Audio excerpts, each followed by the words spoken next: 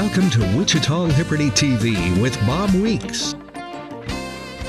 Hello, I'm Bob Weeks for Wichita Liberty TV, your weekly source for news and commentary about Wichita and Kansas government and politics. We're broadcast on KGBT and its companion website, wichitachannels.com. Some of you may know me from my blog, The Voice for Liberty, at wichitaliberty.org, where the motto there is individual liberty, limited government, and free markets in Wichita and Kansas. I mostly cover Wichita, Sedgwick County, and Kansas, although with some of the national events taking place, it's hard sometimes to keep a focus on local events. So I cover things that may not be covered by the Wichita Eagle or other television stations or radio, or if we do cover the same news, I'm doing it from the perspective of economic freedom, limited government, and individual liberty, as these are the things that are important, and these are the things that are so often under attack by our governments, federal, state, and local. So please visit wichitaliberty.org. You can subscribe to the email newsletter, and if you want to contact me, you can find my email address there, or it's simple to remember, bob.weeks@gmail.com. Last week, we previewed the book Economics in One Lesson, written by Henry Hazlitt. This is a book that has withstood the test of time in helping regular people understand how economics works. In his introduction to one edition of the book, economist Robert Murphy wrote, he said, Hazlitt, a journalist by profession, wrote Economics in One Lesson for the layperson who desperately needs a framework for understanding the economy. Whether formal democracies or explicit dictatorships, all governments ultimately rest on public opinion. For sound policies, it is therefore necessary that the general public be able to see the consequences of various government interventions into the economy. Well, I think that's really important. We're told all the time by our political and bureaucratic leaders that we need to trust them. They say that we know what's best for you in the economy. Just go along with this new program and all will be fine. That's what they tell us. But ask yourself, is America getting better or worse? Are we becoming more happy, more prosperous, and more free? Is Wichita keeping up with the rest of the country in terms of jobs and income growth? Well, the answer to that last question in the case of Wichita is most definitely no. Wichita is falling behind. A related question is this. Is Economics in One Lesson a happy book or a sad book? Well, here's Murphy again from his introduction. He says, depending on your disposition, the situation calls for either great pessimism or great optimism. On the one hand, it is extremely discouraging to realize that most of our major social ills are due to government policies that can only survive because most of the public can't be bothered to read a single, extremely well-written book on the subject. And he says, on the other hand, it is extremely encouraging to realize that there is a single, extremely well-written book that, once absorbed, will add one more person to the scales on the side of liberty and sound economic policy. You are now holding that book, he says. And I think Murphy is correct. Me, some days I'm an optimist. When I present evidence and testimony to governmental bodies like the Wichita City Council, Sedgwick County Commission, or Kansas Legislature, I think to myself, surely these wise and learned people will be persuaded by the data I've gathered, the facts I've analyzed, and the conclusions I've drawn. But then, after the elected or bureaucratic officials take action which is almost always contrary to the principles we're learning in this book, action that is almost always contrary to economic freedom and liberty, action that usually benefits a small group of people at the expense of everyone else. And when these officials fail to recognize the long-term effect of their actions, it's then I wonder, how did these people get in positions of authority? So today we're going to start going through the chapters of Economics in One Lesson using the illustrations developed by Amanda BillyRock. Here's her video for the first chapter, which is titled The Lesson. Remember, after all, the book is titled Economics in One Lesson. Economics in One Lesson by Henry Hazlitt. Narrated and drawn by Amanda BillyRock. Chapter 1. If If you're anything like me, you went to school. I think most of us did. And there you are, sitting at your desk all super smart. Your mind was wide open and you were ready to learn. And you were in economics class. And your teacher was talking about fancy pants stuff like GDP, and he was using percentages and graphs. What if I told you that the economics you learned was actually super lame?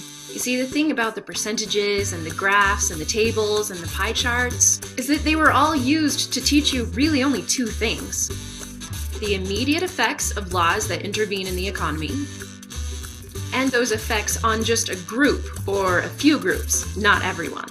Let's take a hypothetical situation, a party.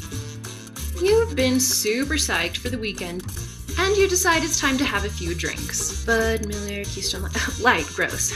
Corona, don't forget the lime. And the most poor choice of the evening, 4 shots of Jaeger. See, you enacted a policy of consuming 8 drinks within just a few hours. Its immediate effects felt really great, but you neglected to take into account the long-term effects of that policy. Ew, gross. You've also slept in until 1:25, which makes you a real schmuck, because you're not the only one who's going to be negatively affected by the policy you adopted last night. See, you told your grandma that you would help her replace her broken railing at 10 a.m. this morning. You only considered the short-term consequences of a policy, and not the long-term. The economics that's taught in the classrooms of most of America comes to you from a guy named John Maynard Keynes. Which makes sense, because Mr. Keynes cared so little for long-term consequences that once he even said, in the long run, we are all dead. Let's move on to the second concept you were taught in class, the one about looking at the effects of a policy on just one or a few groups and not all. Your friend has recently fallen head over heels with his dream woman. Whenever she's around, it's like the birds are singing and the sun is shining. But your friend has an issue with money. He happens to be one of your sketchier friends, and one day when you're not looking, he totally jacks cash out of your wallet. Yeah, for real. In fact, you could say that your friend kind of redistributed your wealth, and he benefited greatly from it. But you and your grandma, not so much. See, when you look at a law's effects on just one group, like your friend, and not everyone, like you and your grandma, well, you see what I mean. So when politicians come out with new laws, as they're so fond of doing, this is a short stack, one must wonder, what are the long-term consequences of such a policy, and how does it affect everyone? Stay tuned for Chapter 2.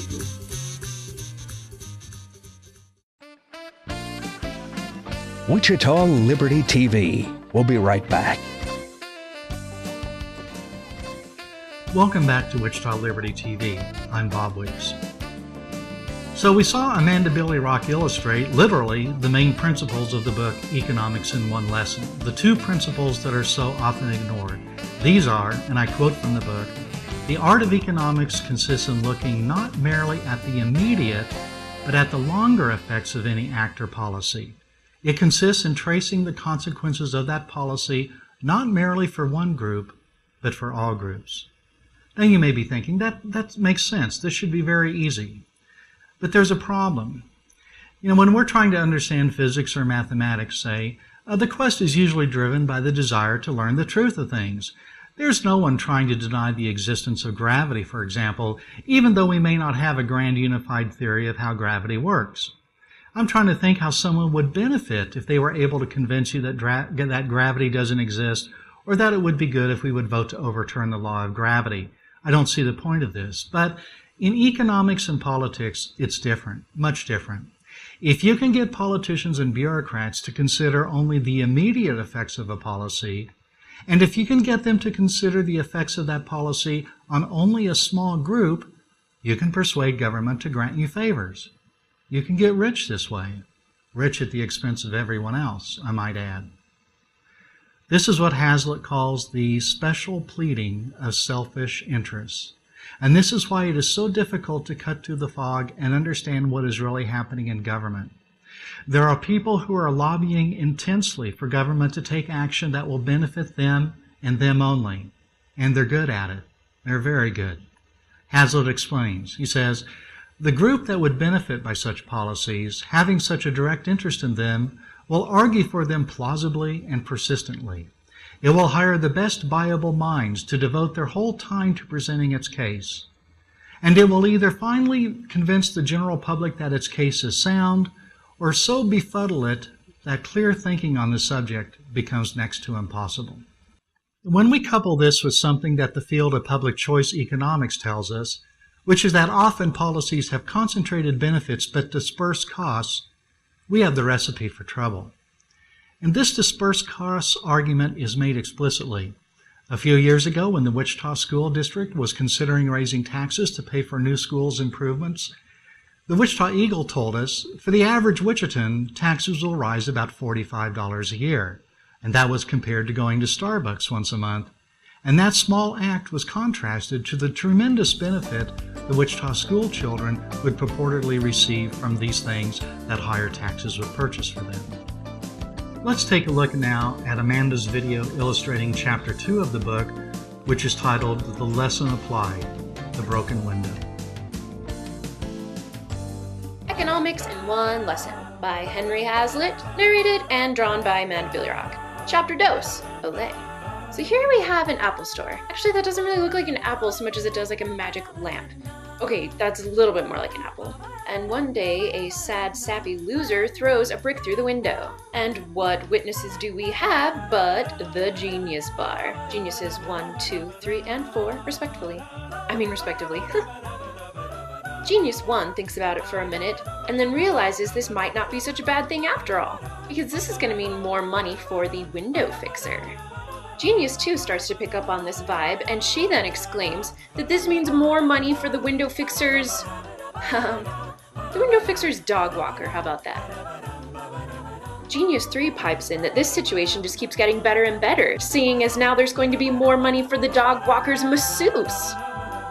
It's starting to seem like a lot of people are really going to benefit from this act of destruction, until Genius 4 pipes in as the voice of reason, saying like, whoa geniuses, that's not right. You've just bought into the broken window fallacy. See, what you geniuses didn't know is that our boss, Mr. Applehead, well, he knows how much we all super duper love espresso, and he was actually planning to buy an espresso machine for the staff lounge, which would have cost about $1,000. You know what else is gonna cost about $1,000? That pretty new window.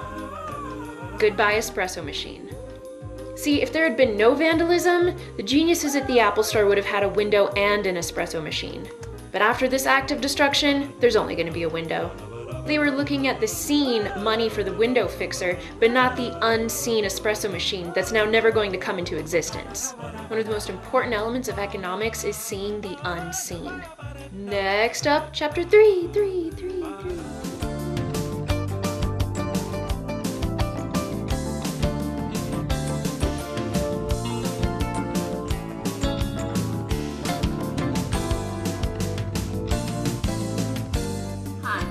I'm Amanda, and I'm an anarchist. I never thought I would call myself that. A few years back, I started to get a sense that things weren't quite right. Businesses were closing, and employers were having to lay off employees, and it was easier to go on welfare than it was to get a job. So I began to wonder, what is an economy?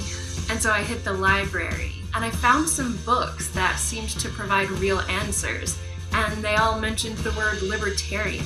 So I started looking into government policy and money and economics and history.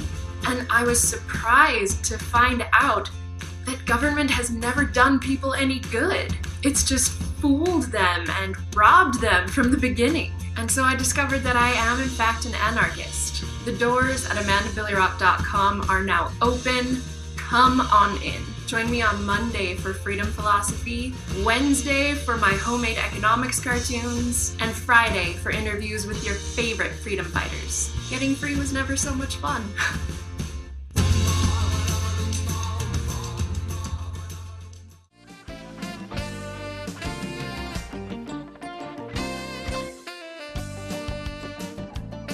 Welcome back to Wichita Liberty TV. I'm Bob Weeks. Well, the idea of the seen and the unseen that Frederick Bastiat illustrated in his parable of the broken window, which Henry Hazlitt expanded upon in the book Economics in One Lesson, and which Amanda BillyRock just illustrated for us, this is a very important concept. Ignoring it, or being unwilling to look for the unseen effects of policies, that generates all sorts of problems. But as we've seen, in economics and government, there is another powerful force in effect, and that is, of course, the special pleading of selfish interest. Well, in the coming weeks, we'll take a look at more chapters of Economics in One Lesson. And if you'd like to read that book, it's widely available. And recently, the Ludwig von Mises Institute published an edition which is available at no cost on its website, which is at mises.org. That's MISES. And it's also available there in PDF format and also in ebook and Kindle formats. Well, can we talk about cronyism for a moment? Well, recently the City Council selected a preferred developer for a major downtown project. Now, in an effort to avoid mistakes that have been made in the past, and in an effort to inspire confidence in the process, the parties wishing to receive economic development subsidies for projects in downtown are evaluated on a variety of measures. There's an evaluation committee that uses a matrix, assigning point values to various criteria. But I think the evaluation matrix used for this project, it shows some problems with the process. In the matrix, two of the evaluation criteria are past project experience at the City of Wichita and references, especially from other municipal partners. One development team, the River Vista team, was awarded the maximum number of points possible for these two criteria. But here are a few things that the evaluation committee may not have considered when awarding these points. One of the members of River Vista is Dave Wells, who is also president of Key Construction. And in an article last year, the Wichita Eagle reported on city-financed downtown parking garages that spiraled well over budget. These were garages built by Key Construction. They had two large cost overruns that were a cost and a burden to taxpayers. So I wonder, did the evaluation committee take this into account when awarding the maximum possible points for this development team? Then there's another member of the River Vista team, Dave Burke. He and Dave Wells together were some of the original partners in the Water Walk development in downtown Wichita. Now, this is a project that's received over $40 million in subsidy from taxpayers with little to show for results. So I wonder again, did the evaluation committee take this into account when awarding the maximum possible points to this development team? Then consider Dave Burke working on his own. He's received many millions from many levels of government, but still thinks he doesn't get enough. That's what we can conclude by his appeal of property taxes in a TIF district. Those taxes, even though they're routed back to him for his own benefit, were still too high for his taste, and he appealed them and got his taxes reduced. And the Wichita Eagle reported about this. It said, downtown Wichita's leading developer, David Burke, represented himself as an agent of the city, without the city's knowledge or consent, to cut his taxes on publicly owned property he leases in the Old Town Cinema Plaza. The number of Wichita officials were not pleased with Burke's act. According to the Eagle reporting, Burke was not authorized to do what he did. The Eagle reported officials in the city legal department said that while Burke was within his rights to appeal taxes, he did not have authorization to file an appeal on the city-owned parking and retail space he leases. And as for Burke signing documents as a city's representative, I do have a problem with it, said City Attorney Gary Riebenstorff. And council members were not happy. Council member Jeff Longwell was quoted by the Eagle saying, "We should take issue with that." And council member LaVonna Williams was not pleased, according to her quotations in the Eagle. It quoted her saying, "Right now, it doesn't look good. Are we happy with it?" "Absolutely not," she said. And Wichita City Manager Robert Layton, he said that anyone has the right to appeal their taxes, but added that, no doubt that defeats the purpose of the TIF. The manager's quote is the most damaging. Now, in a tax increment financing or TIF district, the city borrows money to pay for things that directly benefit the developers, in this case, Dave Burke and possibly his partners. Then there are increased property taxes. Now, these are taxes that they have to pay anyway. Those increased taxes are used to repay the borrowed funds. In essence, a TIF district allows developers to benefit exclusively from their property taxes. For everyone else, their property taxes go to fund the city, county, school district, state, fire district, and other things, but not so for property in a TIF district. And I wonder yet again, Did the evaluation committee take this into account when awarding the maximal possible developments to this development team? Then consider Bill Warren, another member of this development team. He benefited from a tax increment financing district created in Old Town. Then, in 2008, the Old Town Warren Theater was failing, and its owners, Bill Warren and his partners, threatened to close it and leave the city with a huge loss on the TIF district, a loss that taxpayers would have to pay. Well, faced with this decision, with this threat, the city made a no-interest and low-interest loan to the theater. Reported the Wichita Eagle at the time, Wichita taxpayers will give up as much as $1.2 million if the City Council approves a $6 million loan to bail out the troubled Old Town Warren Theater. Now remember the criteria used to evaluate partners for downtown development projects, and that was past project experience with the City of Wichita. So, again, did the evaluation committee take this into account, that they had to bail out the Warren Theater? Did they take that into account when awarding the maximum possible points to this development team? Oh, and besides Warren, you may or may not be surprised to learn that the theater's partners included Dave Wells and Dave Burke, who we've been talking about just a moment ago. With this history of these parties working with the City of Wichita in public-private partnerships, we really need to question the results delivered by the evaluation committee. Did the committee consider this publicly available information when it gave this development team the highest possible rating? And do you have confidence that this evaluation committee, and the city for that matter, was looking out for your interests? Or was this another example of business as usual at City Hall with a politically connected group of insiders? And remember, these are people that bankroll campaigns. It's the mayor's fishing buddy. It's the theater owner who sells the mayor's barbecue sauce. Is this another example of cronies getting what they want at the expense of everyone else? I'll let you decide. Well, thanks for watching Wichita Liberty TV this week. I'm Bob Weeks. I am Anarchy, and I am here to drink your blood. Boo!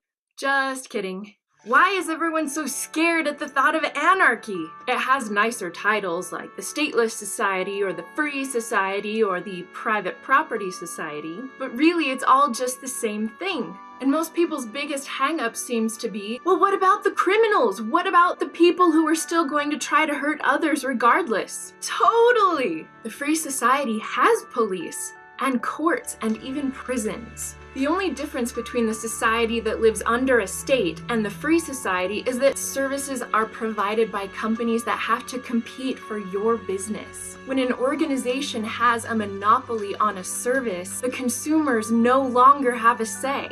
You've seen this happening in recent years. Quite frequently, the government does to you what you would never, ever be allowed to do to anyone else. They either exempt themselves and say that we can't take them to court, or they just change the law. For example, before 2012, it was illegal to hold someone in prison without a trial. But because the government has a monopoly on the law, the 2012 National Defense Authorization Act says that the government doesn't have to give you a trial to keep you in prison.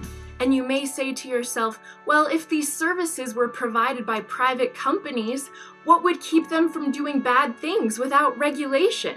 What an excellent question. See, the toughest and strictest regulations come from the market itself. If they engage in unscrupulous practices, you fire them. To learn more about how to live like a free person, check out the websites on your screen.